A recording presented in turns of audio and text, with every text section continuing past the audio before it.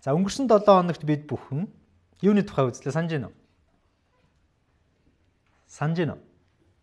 За сэтгэл хангалуун амьдралын тухай үзсэн те. Одоо санаж байна уу те? За сэтгэл хангалуун амьдрал. За өнгөрсөн 7 хоногийн сургаалыг хэрвээ үзэж чадаагүй, сонсож чадаагүй бол манай YouTube суваг дээр бас бүтнээрээ байгаа. Тэгэхээр та бүхэн хэрвээ бас давтаж сонсож болох нь байна тийм ээ. За сэтгэл хангалуун амьдрал хүн ер нь хизээ сэтгэл хангалуун болдог вэ гэсэн. Бурхантай хамт байх үедээ л хүн сэтгэл хангалуун байдаг. Тэрнээс биш бид бүхэн бурхангүй байх юм бол өөр бусад зүйлсээр өөрийнхөө сэтгэлийг дүүрэх гээд хичээгээд байдаг тийм. Гэхдээ энэ нь дүүрэх ямар ч боломжгүй. Ялангуяа эд хөрөнгөөр, мөнгө төгрөгөөр дүүрэх ямар ч боломжгүй. Хэдэн ч төгрөгтэй болсон тэрний цаана дахиад их мөнгө байдаг. Ямар ч том байшинтай болсон илүү том байшин байдаг. Ямар ч гоё машинтай болсон илүү гоё машин дахиад гараад ирдэг. Тэгэхээр энэ дүүрэх ямар ч боломжгүй. Хизээ дүүрдэг вэ гэхээр эзэн бурхнаа гэж хүлээн зөвшөөрөөд зүрх сэтгэлдээ оруулах үед бид бүхний зүрх сэтгэл амар тайван байдлаар баяр хөөрөөр дүүрдэг гэсэн. Юмтай байхаас үл шалтгаалдаг гэсэн. Тийм ээ. За үүн дээрээс нэг чухал зүйлийг бид нар ойлгосон шүү дээ. Пол яасан. Би юмтай байх, юмгүй байхын аль алийг мэднэ. Тэ? Би юмгүй байсан ч гэсэн зүрх сэтгэлдээ баяр хөөртэй байж би сурсан юм аа гэж хэлсэн. Энэ тэгэхээр сурдаг зүйл гэсэн үг. Тийм ээ. Тэгэхээр бурхан биднээс юу хүсдэг вэ гэхээр зүрх сэтгэлээ бурханы амар тайван байдлаар дүүргэсэй гэж хүсдэг. Тэрний баяр хөөрөөр дүүргэсэй гэж хүсдэг. Амен. За тэгээ өнөөдөр харин бид бүхэн айдсын талаар судлах бол айдс энэ хүн болгонд байдаг зүйл. Бурхантай хүмүүс ч гэсэн байдаг зүйл. Харин Библиэд айдсын тухай юу гэж хэлдэг юм бол хэдүүлээ хамтдаа судлана гэсэн. За хоёр төрлийн айдас байна. Нэг нь болохоор Бурханаас айж имээдэг айдас. Бурханаас айж имээдэг айдас. Нөгөөх нь бол ертөнцөөс, хүнээс, ирээдүгээс бидний эргэн тойронд байгаа зүйлсээс. Энэ бол ихэвчлэн бүх хүнд байдаг гэсэн. Тийм ээ. За тэгвэл Бурханаас айж имэх айдас бол тийм муу зүйл бас ерөөсөө биш байна. Сургаалт төгс номын 9:10 дээр юу гэж хэлсэн бэ гэхээр эзнээс айж имэх хүн мэрэгэн ухааны эхлэл гэж хэлсэн. Ариун нэгнийг мэдэх нь ухаарл гэж хэлсэн байна. Тэгэхээр Бурханаас айж имэнэ гэдэг бол маш сайн зүйл гэсэн үг байна шүү. Маш сайн зүйл. Бид нар Бурханаас айж имээснээрээ яг нь түүний тэр ариун оршихуйг мэдэрдэг, түүн рүү улам илүүхээр ойртдог гэсэн үг. За тэгвэл өнөөдөр бид бүхэн энэ Бурханаас айж имэх айдсын талаар биш, хүн болгонд байдаг энгийн айдсын тухай авч үзнэ гэсэн үг. Айдас хаанаас гардаг вэ? Библийн баатрууд айдастайгаа хэрхэн нүүр тулдаг байсан юм бэ? Тийм ээ. За тэгээ Бурханы хайранд айдсаас хэрхэн чөлөөлөгдөж болох тухай өнөөдөр үзнэ гэсэн үг. За айдсыг хэдүүлээ аваад үзэх юм бол юугаар төсөөлүүлж болох вэ гэхээр томруулдаг шилээр төсөөлүүлж болно. Үндсэн. За одоо жишээ нь энэ зурган дээр хардаад хаяад айдас гэдэг үг за 12-ийн форматаар бичигдсэн байлаа гэж бодъё тийм ээ. А гэтэл томруулдаг шилээр ингээд томруулах дээр яаж чинь тэр 12 чинь 25 болж харагдаж байгаа. Ойлгож байгаа? Бодит байдлаас томруулж харуулдаг гэсэн. Тэгэхээр хэн нэгний дотор бидний дотор айдас байна гэдэг маань тэр нь хоосон зүйл байх магадлал өндөр гэсэн үг байна шүү дээ. Бодит байдлаас нь томруулж харуулдаг. Яаж бид нарыг айлгаж юм гэсэн. Энэ том асуудал биш шүү гэдээ айлгаж юм гэсэн. Гэтэл бодит байдал нь яасан жижигхэн байх нь шүү дээ, тийм ээ. Та бүхэн эргцүүлээд өөрийнхөө амьдралыг эргүүлээд бодоод үзээрэй. Бид бүхний айжсэн зүйлүүд сүүлд нь тэрнийг давсны дараа ямар байсан бэ? Жижигхэн байсан байдаг. Тэ? Тэгэхээр яаж ин айдас гэдэг бол хий хоосон байх магадлал өндөр байдаг. Тэр яг бодит байдлыг нь томруулж биднэрт харуулдаг байх нь шүү дээ. За тэгвэл айдас хаанаас эхэлсэн бэ гэдгийг хэдүүлээ харъя. Эхлэл номын 3:10 дээр энэ дэлхий дээр хамгийн анхны айдас үүссэн ба. Тэр нь юу гэхээр Адам Ева хоёр тэ Бурхны идэж болохгүй гэсэн жимсийг идээд тэгээд яасан? Бурхан Адамыг хайж эхэлдэг. Олохгүй дэ хайсан уу? Үгүй тий. Бурханаас бид нар зүгтаач чадах уу? Чадахгүй. Гэтэл Адам Ева хоёр яасан? Бурханаас нуугц айгаа зүгтаасан тий. Юу гэж хэлж байна Адам? Би таны бурхан чи хаана байна Адамаа гэж асуусан чинь би таны чимээг цэцэрлэг дотор сонсоод нүцгэн учир айж нуугдсан юм гэж хэлсэн. Энэ бол энэ дэлхий дээр хамгийн анхны айдас. Тэр юунаас үүдэлтэй байна айдас нь? Гим нүглээс үүдэлтэй байна гэсэн. Ойлгож байгаа? Гим нүглээс. Гим нүгэл үлдээд болохгүй шүү гэсэн зүйлийг нь хийгээд тэрнээс болж юу үссэн? Айдас үссэн юм тийм ээ. За хүүхдүүд бас одоо энгийн амьдрал дээр ч гэсэн тийм зүйл болдог гэсэн. Бид нэр бүгдээрээ хүүхдүүд байсан. Одоо манай хүүхдүүд ч гэсэн заримдаа надаас айн тийм үү? Яагаад яах вэ? Буруу юм хийсэн учраас айн тийм ээ. За яана одоо аав одоо ингэндээ тэгэндээ ээж одоо ингэндээ тэгэндээ гэдээ айдаг. Бид нар хүүхдүүд байхдаа ч гэсэн тийм байсан. Багшаас айн, тий? Аав ээжээс айн. Өндөр эрх мэдэлтэй хүнээс айн.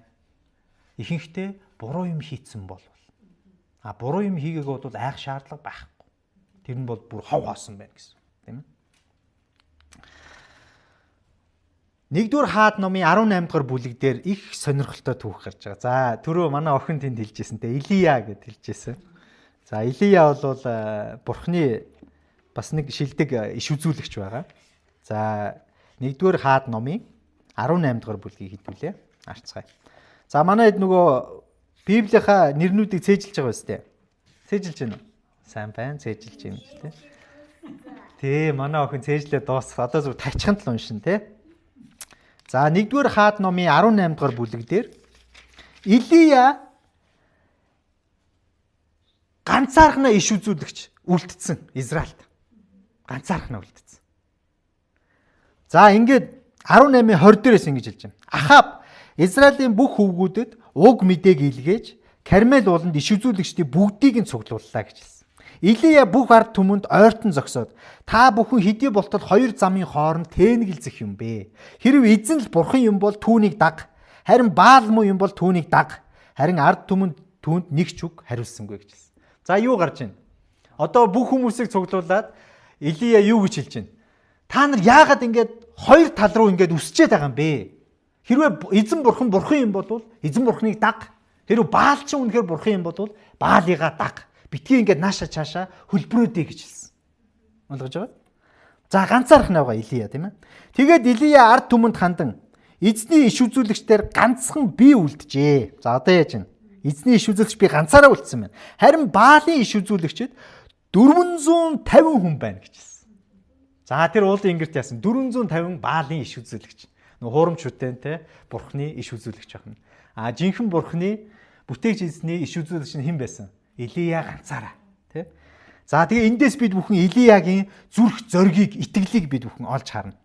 Бидэнд 2 залуу бух авчирч өгөөч.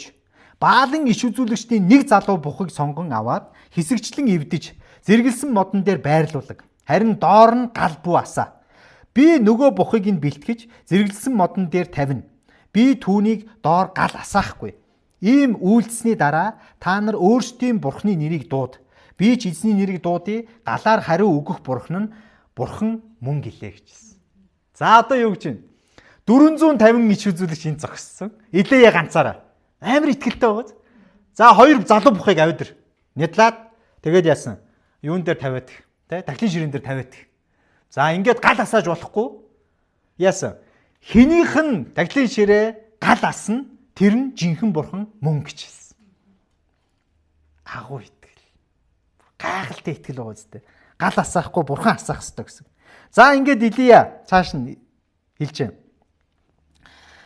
Та нар олуулаа байгаа тул эхлээд үхрээ сонгоо авч бэлтгээд бурханыхаа нэрийг дуудахтун. Харин гал ноцоож болохгүй шүү гэж хэлв. За одоо нэг 450 иш үзүүлэгчид Илия хэлж штэ тий. Та нар олуулаа байгаа учраас одоо та хэд эхэллээ гэж. Ингээд тэд сонгосон залуу бухыг авч бэлтгээд өглөөнөөс үд дунд болтол Баалын нэрийг дуудан Баалаа бидэнд хариулж өгөөч гэж орилдов. Гэвч дуу чимээж үгүй хариуч үгүй байв. Баалын иш үзүүлэгчид өөрсдийн хийсэн тахилын ширээг тойрон цогч үү гэж хэлсэн. Өдөржөнгөө хараа. Орилоо, залбираад бүх юм хийж байгаа. Өдөржөнгөө. Бүр сүулдэ яасан байна. Бүжгэлсэн байж таараа тэ ингээ бүжгэлсэн байна. За одоо Илия энэ дээрээс бүр амар хошин орж ирэн заяа. Одоо та хэд харж байна. Үд дунд болоход Илия тэднийг өгөөдөн гэж байна. За хошигнаад. Тэр чин бурхан юм чин чангаар дуудаач ээ. Тэр чин бясалгаж байгаа ч юм билүү? Эсвэл завгүй байна уу? Эсвэл аянд гарчихсан юм уу? Магадгүй унтаж байгаа юм бол тэр чин сэрэндэ гэж хэлв гэж. Тэд чангаар хашгиран заншил ёсороо илд жадаар өөрсдийгөө зүсэж цусаа урсгав гэж хэлсэн. Одоо нөгөө 450 иш үзсэн яаж чинь бүр аргаа барж штэ тий. Сая ч одоо бүр өөрсдийгөө зүсээд цусаа гаргаж эхэлж байгаа. Тэд Өд дунд өнгөрч орой дахил өргөх цаг болтол тэд улам улангассаар байлаа. Гэвч ямар ч чимээ алга. Хариуч өгсөнгүй, сонссон нэгэн ч байсангүй. Үүний дараа Илия бүх ард түмэнд над руу ойртогдсон. Одоо Илия. Бүх ард түмэн түүнд ойртон ирлээ. Тэрээр эзний тахилын ширээг нурсан байсныг босгох хичээлж.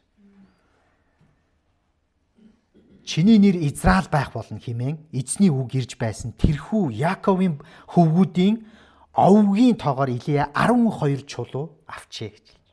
Илия эдгээр чулуунуудаараа эзний нэрийн дээр тахилын ширээ босгож түүнийг тойруулан 2 хэмжүүр тариа багтах өргөнтэй шуудуу ухав. За яасан. Тахилын ширээг тойруулаад шуудуу ухсан байна. Түүний дараа тэрээр модоо зэрэглэн өрж залуу бухыг эвдсэн махан дээр нь тавилаа. Тэр 4 хөнөг усаар дүүргэж шатаал тахил болон модон дээр ус асга гэв. За яаж вэ? Одоо нөгөө шатаал тахилаа тойруулаад бүр юу шуудуу ухаж байгаа шүү дээ, тий? Тэнгүүтээ шатаал тахил дээр юу асга гэсэн? Ус асга гэж хэлсэн. 2 дахь удаа ус асга гэж хэлсэн. Дахиад ус асга гэж хэлсэн. 3 дахь удаага тэрээр ус асга гэж хэлсэн. Ингээ 3 удаа бүр шалав норгож байгаа шүү. Тийм ээ? Шалав норгож байгаа. Бүр боломжгүй болгож чинь гэсэн үг. Гал гарах ямар ч боломжгүй болгож чинь гэсэн үг. Ус тахилын ширээг тойрон хайлж асгарсан төдийгүй тэрээр шууд өгч мөн усаар дүүргүү гэж хэлсэн. Орой тахил өргөх цаг болоход иш үзүүлэгч Илияар ураг шалхан гарч. За одоо Илия Бурхныг дуудаж. Авраам, Исаак, Израилийн Бурхан эзэн минь ээ. Та Израиль дахь Бурхан мөн бөгөөд та миний боол гэдгийг би таны боол гэдгийг мөн энэ бүгдийг би таны үгээр хийж байгааг өнөөдөр мэдүүлж өгөөч. Надад хариу өгөөч, эзэн минь.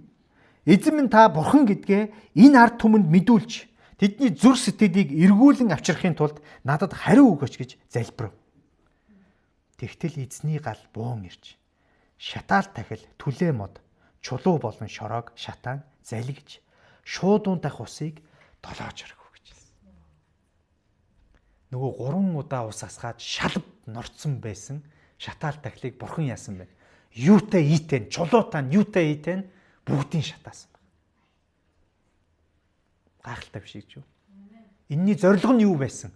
Тэнд байгаа сэтгэл нь хоёрдсон байсан Израильчуудыг жинхэнэ эзэн Бурхан руу эргүүлэхийн тулд Илия Бурханыг дуудсан байна. 450 хуурамч шиж үзүүлэгч тэнд хараад зогсож байгаа. Ингээд бүх ард түмэн түүнийг хармагцаа нүрээрээ газар дунаж эзэн л Бурхан мөн гэж хашгиралдаг гэж хэлсэн. Иннээс хойш Израильчууд тэр чигтээ Бурхан руу ойртоод явсан гэж бодож байна. Үгүй. Хүн гэдэг ийм аимшигтай гимнүгэлтэй байдаг. Бид нар амьдралдаа Бурханы гайхамшгуудыг маш олон удаа хардаг. Гэхдээ тэр үедээ яг л Израильчууд шиг эзэн Бурхан минь та ямар гайхамшигтай агуу юм бэ гэж хэлчихээд хэдхэн хоногийн дараа, хэдхэн сарын дараа бид бүхэн эргэлзэж эхэлдэг. Ийм мөхөс дор. Яг Израильчууд шиг. Илия тэдэнд Баалын иш үзүүлэгчдийг барих тун гэж хэлсэн. Одоо ингээд Баалын иш үзүүлэгчдийг бүгдийг халуулж байгаа. Энэ түүхээс бид бүхэн юу суралцж болох вэ гэхээр тэр итгэлийг, тэр айдасгүй итгэлийг. Итгэлтэй хүнд айдас байдаггүй. Бэлтгэлтэй хүнд айдас байдаггүй. Наалж аваад. Бид бүхэн Бурхан руу ирэхээс ч өмнө энийг бас мэддэг байсан юу вэ? Бид бүхэн 10 жилдээ одоо байхдаа те багш нартаа ингээд асуугдах гад ингэхэд яадаг үлээ бид нарт айдас байдаг те. За яна алдчих үдэ ингэчих үдэ гэх. Тэр нь ямар тохиолдол байдгүй. Сайн бэлтгээгүй үед үстэй те. Сайн бэлтгэсэн үед яадаг үлээ бид нар маш итгэлтэйгээр одоо хичээлээ асуугддаг, шүлгээ уншдаг, хичээлээ сайн хийдэг. Тэгэхээр бэлтгэл, итгэл гэдэг хоёр бол маш чухал гэсэн. Илия бол бэлтгэлтэй байсан. Гинт нэг өдөр гарч ирээд гайхамшиг үзүүлээгүй Бурханаар дамжуулж. Өнгөрсөн хугацаанд Израильд цорын ганц иш үзүүлэгч болтлоо бэлтгэгдсэн байсан гэсэн. Ойлгож байна? Тэгээд яг тэр Бурханыг гэрчлэх тэр цаг мөчид тэр олон хүмүүсийн өмнө бүр хуурамч иш үзүүлэгчтэй бүгдийг зогсоож агаад ичгүүр болгоод эзэн Бурханыг тэдний өмнө гэрчилж байгаа. Гайхамшигтай. Ингээд Илия Баалын иш үзүүлэгчдийг бүгдийг алуулсан байхгүй. Тэгсэн чи яадаг вэ гэхээр нөгөө хатан нь энийг олж мэдээд Изабел хатан энийг олж мэдээд Илияг хөөж эхэлдэг, барьж авах гээд. За одоо ингэсэн чи Илия яадаг вэ гэхээр нөгөө хэдээсээ зүгтаадаг байхгүй. Яагаад зүгтаасан? Айгаад зүгтаасан. Айс. Тэгвэл бурхан энийг ойлгосон. Бурхан яагаад түүнийг ойлгосон бэ гэхээр Илия тэр олон израилчуудын өмнө гайхамшгуудыг үзүүлээд өөрийнхөө итгэлээр тийм ээ бурханыг одоо гарч ирж гайхамшгаа үзүүлнэ гэдэг итгэлээр айцсгүйгээр ямар ч айцсгүйгээр тийм гайхамшгуудыг үзүүлээд харин юунаас айсан бэ гэхээр за израилчууд одоо намайг алах гэж дайрна гэд. Тэрнээс айгаад цугтаасан ба. Тэгээд мөн л ижилхэн одоо 19-ийн 11 дээр эзэн бурхан Илияд ингэж хэлж байгаа. Илия бурханаас нуугдсан байгаа байхгүй бас. Гарч ирээд уулан дээр эзний өмнө зогсохтун гэж айлдав. Харагтун эзэн хажуугарчин өгрөв. Асар их хүчтэй салхи эзний өмнөх уулсыг цуулж хаднуудыг хэсэгчлэн буталж байсан боловч тэр салхин дотор эзэн байсангүй. Салхи өнгөрөн одсны дараа газар хөдөлсөн боловч тэр газар хөдлөлтийн дотор эзэн бас байсангүй. Газар хөдлөлтийн дараа гал гарсан боловч эзэн гал дотор байсангүй. Харин гал гарсны дараа намуухан хөнгөнөх дуу гарлаа. Илия тэр дууг сонсмогцоо нүүрээ нүмергөөрөө орон агун аманд гарч зогсов. Харагтун дуу чимээ түүнд ирээд Илия чи энд юу хийж байгаа юм бэ гэж асуусан. Одоо яг нөгөө Адамыг хэдүүлээ санаж байгаа биз дээ. Адам яасан? Бурханаас зүгтаагаад модон дунд нугдсан байсан шүү дээ. Тэгсэн чинь бурхан гарч ирээд Адам чи хаана байна вэ гэж асуудаг те. Яг үнтэй ижилхэн Илияг бурхан яасан? Илия чи энд юу хийж байгаа юм бэ гэж. Өөрөөр хэлэх юм бол чи яагаад айгаад байгаа юм бэ? Чи намайг гэрчилсэн шүү дээ. Чи тэр олон хүмүүсийн нүдэн дээр намайг гэрчилсэн. Чамд ингээх айх шаардлага байхгүй гэж хэлсэн. Би чамайг хамгаалж байгаа учраас. Ингээд бурхан тэнгэр элчээрээ дамжуулж Илияг хооллоод тэгээд Израиль руу буцаагаад дахиад илгээж. Тэгтээ бурхан Илиягийн энэ айдсыг ойлгосон. Тэгэхээр биднэрт бас айдас байх нь гим нүгэл бас биш. Матай номын 14-ийн 22-оос 32 дээр. За эзэн Есүс дагалдагчдаа нэгэн гайхамшиг үзүүлдэг тийм ээ. Усан дээгүүр алхаж. Дагалдагч нар нь яадгүй босч ирээд эзэн Есүсийг усан дээгүүр алхаж байхыг хараад бүр гайхдаг. Энд ч өдөө сүн сүү гэж хэлдэг тийм ээ. Ингээ Петр эзэн Есүсээс асуудаг. Эзэн минь ээ би усан дээр алхаж тань руу ойртож болох уу гэж асуудаг тийм ээ. Ингээд эзэн Есүс яасан? Ир гэж хэлсэн. Петр завнаасаа гарч усан дээгүүр алхан Есүс рүү яв. Харин Петр ширүүн салхи хараад айн живж эхэлвэ гэж хэлсэн. Тэгээд эзэн намайг авраач гэж орилоход Есүс тэр даруй гар сунган түүнээс зурж өчүүхэн итгэлтэн минь ээ. Чи юунд эргэлзвэ гэж хэлсэн. За эндээс бид бүхэн юуг олж харж байна? Петрд усан дээгүүр алхах итгэл байсан уу? Байсан. Тэ? Эзэн Есүс алхаж чадж байгаа юм чинь би ч гэсэн алхаж чадна гэд. Эзэн Есүсээс асуугаад эзэн минь би тань руу ойртож болох уу гэдэг. Би энэ усан дээгүүр алхаж болох уу гэж асууж. Тэгэл Есүс юу гэж хэлдэг вэ? Болно, наашаа ир гэж хэлсэн тийм ээ. Гэтэл энд хаана асуудал үүсэж байна вэ гэхээр харин Петр ширүүн салхи руу харах үед яасан бэ? Живж эхэлсэн баг. Өөрөөр хэлэх юм бол эзэн Есүсээс хараагаа холдуулаад ширүүн салхи руу харах үед живж эхэлсэн. Энэ яг юутай ижилхэн бэ гэхээр бид бүхэн ямар нэгэн айдастай байх үед тэр айдсаа ядгүй эзэн Есүсээс хараагаа шилжүүлээд өөр зүг рүү харуулах үед бид бүхэн тэр айдастай автаж живж эхэлдэг гэсэн. Тийм учраас яах нь вэ? Ямар ч айдас дунд байсан ч гэсэн эзэн Есүс рүү бурхан руу бид нар хараагаа чиглүүлсэн хэвээрээ байх ёстой гэсэн. Исая номын 41:10 дээр би чамтай хамт байна. Чи битгий. Би чиний бурхан. Чи бүү эмээ. Чамайг би тэнхрүүлнэ. Чамд үнэхээр туслана. Зөвхөн баруун мутраараа заавал чамайг дэмнэнэ гэж Бурхан амласан байна. Тийм учраас бид бүхэн ямар нэгэн айцтай байх үедээ энэ Бурханы амлалтуудыг байнга санаж байх ёстой гэсэн. 2-р Тимот номын 1:7 дээр мөн Бурхан бидэнд айдсын сүнсийг бус харин хүч, хайр болон бие захирах сүнсийг өгсөн гэж хэлсэн. Тэгэхээр айдас дундаа байхдаа яа гэж хэлж байна? Бие захирах ёстой гэж тийм ээ. Нөгөө бидний дотоод хүч, ариун сүнс, дотор хүн. Тэрийг хүчрхэг болгосноор бид бүхэн бие захирах чадамжтай болно гэсэн. 1-р Иохан 4:8 дээр 18 дээр төгс хайр айдсыг хөөн зайлуулдаг гэж хэлсэн. За юу айдсыг хөөн зайлуулдаг гэж байна? Төгс хайр. Төгс хайр гэж юм бэ? Бурхан. Тийм ээ. Төгс хайр бол зөвхөн Бурханд байдаг. Тэгэхээр Бурханыг бид бүхэн зүрх сэтгэлдээ оруулснаар тэр айдсыг яадаг гэж байна? Хөөн зайлуулдаг гэж тийм ээ. За шинжлэх ухаан тэгвэл энэ бүхнийг юу гэж тайлбарлаж байна вэ? Аль хэдийн Библиэлд тайлбарлагдсан байгаа зүйлсүүдийг тийм ээ. За шинжлэх ухаанд амигдала гэдэг ойлголт байгаа. За бидний энэ тархины энэ урд хэсэг байдаг.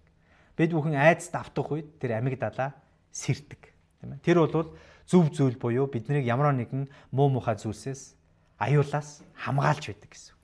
За энэ амигдала бол fight or flight буюу алалцах эсвэл зүгтаах гэсэн горимд шилждэг гэсэн. Тэ? За тэгээд сүүлийн үед бол алалцах, дайтах, зүгтаах эсвэл freeze буюу ингээд бүр шоконд орох ийм 3 төрөлд бас авч үздэг ба. За энэ механизм ажиллаж эхэлснээрээ бид бүхэн эрүүлэр сэтгэж чадхаа болчдөг. Айцтай байх үед, амигдалаа сэрсэн үед гэсэн. Зөв шийдвэр гаргаж чадахгүй гэсэн. Тэгэхээр зөв шийдвэр гаргахын тулд бид бүхэн яах ёстой вэ? Эзэн Бурхныг тэр амар тайван байдлыг зүрх сэтгэлдээ оруулах ёстой. Ингэснээрээ бид бүхэн зөв шийдвэр гаргаж чадна гэсэн. Хяналтаа алдах айдас буюу control anxiety тийм ээ. Хяналтаа алддаг. За Библиэлд ингэж 1-р Петр номын 5:7 дээр тэр та нарт санаа тавьдаг учраас бүх санаа зовнилоо түүнд өг гэж хэлсэн. Санаа зовнил бол бас айдас мөн. Бид нэр айдаг учраас ямар нэг юм санаа зовдөг. Санаа зовдөг учраас айж байгаа. Тэгэл Бурхан юу гэж хэлж байна? Тэр санаа зовнилоо хүнд өг гэж байна. Өөрт нь өг гэж хэлж байна, тийм ээ? Өөрт нь өг. Ингэснээрээ бид бүхэн зүрх сэтгэлдээ тэр амар тайван байдлыг оруулж ирнэ гэсэн. За дараагийнхан чухал зүйл орхигдох айдас буюу abandonment fear гэж байна. Орхигдсон юм шиг тийм мэдрэмж авах айдас. Энэ нөө хайрлагдахгүй байх, хин нэгнийг алдах ийм айдсууд байна. За гэтэл Бурхан бидэнд юу гэж амласан? 49 Исая номын 49:15-аас 16 дээр их хүн хөхүүл хүүхдээ мартаж хевлийнхээ хөвгүүдийг инэрэхгүй байх уу? Хэдийгээр тэд мартаж болгоч би чамайг мартахгүй гэж. Гайхамшигтай амлалтаа үздэй. Их хүүхдээ мартаж чадах уу? Чадахгүй. Гисэн идэж бүр мартсан ч гэсэн би та нарыг мартахгүй гэж хэлсэн Бурхан. Энэ бол бүр үнэнхээр гайхалтай амлалт. Тэгэхээр бидний зүрх сэтгэл, бидний оюун санаа тийм орхигдсон айдас байх ёсгүй гэсэн үг. Бид бүхэн үргэлж Бурхантай хамт учраас. За хангалтгүй байх айдас байна. За хангалтгүй байх айдас бол өөрийгөө голох imposter syndrome гэж тийм ээ. Өөрийгөө голох айдас. Би чадахгүй дээ. Би өмнө ингэж фейлдсэн дээ. Би ингэж бүтлгүйцсэн дээ. Би дахиж ингэмээргүй байна. Би айж ин гэдэг айдас. Тэгэл Бурхан бидэнд юу хэлж байна? 2-р Коринт номын 12:9 дээр тэр надад миний нэгүсэл чамд хангалттай. Учир нь мөхөс байдал дотор миний хүч бүрэн төгс болно гэж айлцсан. Иймд би ихэд баяртайгаар мөхөс байдлаараа илүү сайрхан. Ингэх нь Христийн хүч миний дотор оршихын тулд билээ гэж хэлсэн. Тэгэхээр бид бүхэн мөхөс дорой байх нь тэ эзэн Бурхны хүчийг өөрсдийнхөө дотор оруулж хүчрхэг болно гэсэн. Ингэснээр бид бүхэн хангалттай болно гэсэн. Хангалтгүй биш, хангалттай болно гэсэн. Тэгэхээр би дутуу, би чадваргүй гэж өөрийгөө голж болохгүй байх нь. Бид бүхэн Бурхантай бүрэн дүүрэн болдог. Бурхантай ядгүй чадвартай болдгоо гэсэн. За сэтгэл судлалын судалгаагаар одоо ихэнх хүмүүс яаж ийм вэхтэр дийлэн хүмүүсийн 70% л гэж юм л да. Энэ айдас байдаг гинэ. Хангалтгүй байх гэдэг айдас. Тийм учраас Христ итгэгч биднэрт бол энэ айдас байх ёсгүй гэсэн үг байна. За Матай номын 11:28-29 дээр эцэж туйлдсан хүн дарамт үүрсэн хүмүүсээ бүгд над руу ир. Би та нарыг амраая. Буулгыг минь өөр дээрээ авч надаас суралц. Учир нь би зүрх сэтгэлдээ дүлгөөн даруй билээ. Тэгээд та нар сэтгэлдээ амралтыг олох болно гэж хэлсэн. За ингээд бид бүхэн сэтгэлдээ амралтыг оруулснаар яаж гэдэг нь тэр айдас байхгүй болно гэсэн үг, тийм ээ. За тэгэхээр бид бүхэн Илиягийн түүхээс, Гидеоны түүхээс, мөн Петрийн түүхээс айдсын тухай маш олон зүйлийг суралцж болж байна гэсэн. Илия маш гайхалтай зүйлийг тэр олон хүний өмнө үзүүлчихэд Израильчуудаас айгаад зүгтаадаг, тийм ээ, өөрийг нь алчихгүй гэд. Гисэн хэдиж бурхан тэр айдсыг нь ойлгосон. Тэгэхээр бидний дотор айдас байна гэдэг нь тийм муу зүйл биш. Гол нь тэр айдсыг яаж даван туулах вэ? Хинтээ өөрийн хүчээр үү эсвэл бурханы хүчээр үү гэдг нь чухал байна гэсэн. Гидеон өөрт нь тэр цэргүүд хангалттай биш байсан ч гэсэн бурхантай хамт 300 цэрэгтэйгээр Медианчуудыг ялан дийлж байгаа. Ямар ч айдасгүйгээр, тийм ээ. За Петр ядгүй эзэн Есүс рүү усан дээгүүр алхаж байхдаа салхи руу хараагаа чиглүүлснээр эзэн Есүсээс хараагаа холдуулж салхи руу хараагаа чиглүүлснээр живж эхэлдэг. Тийм учраас бид бүхэн ямар нэгэн айдастай байх үедээ зөвхөн эзэн бурхан руу хараагаа чиглүүлэх ёстой гэсэн.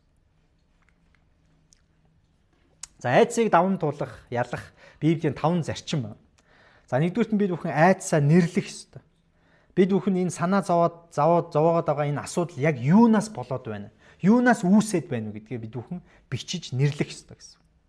За ингээд үүнийг юугаар солих гэж байна? Худал бодлыг нь бурхны үгээр солино гэсэн, тийм ээ.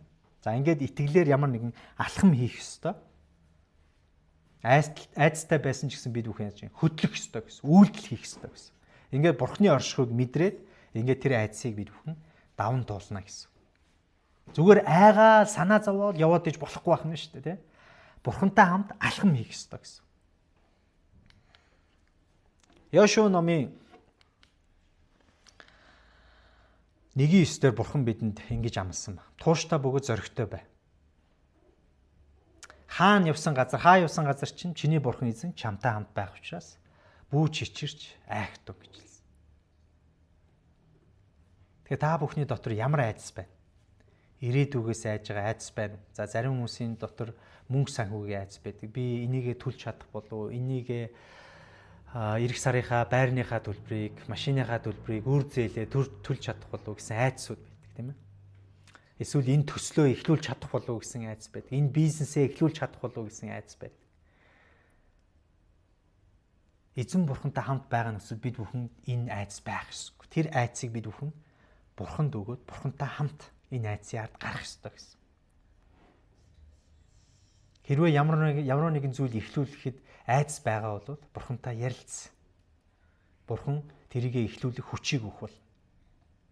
Бүтлгүүтгэс битгий. Библиэлд маш олон эзний иш үзүүлэгчид, Библийн бааtruуд бүгдээрээ бүтлгүүтчихсэн. Гисэн хэдиж бурхан тэдэнтэй үргэлж хамт байсан. Хамгийн гол нь зүрх сэтгэлдээ дэмий хоосон айдас бүү байлгасаа. Тэр айдсыг юугаар солих нь? Итгэлээр солино. Бэлтгэлээр солино гэсэн. Амен. Тэгээ эзэн бурхан бид бүхний зүрх сэтгэлд айдсыг биш, итгэлийг өгсөн юм шүү. Тийм учраас хизээ нэгэн цагт ямар нэгэн үед айдас мэдрэгдэж байгаа бол эзэнд хандаж залбирч тэр айдсыг итгэлээр солиор.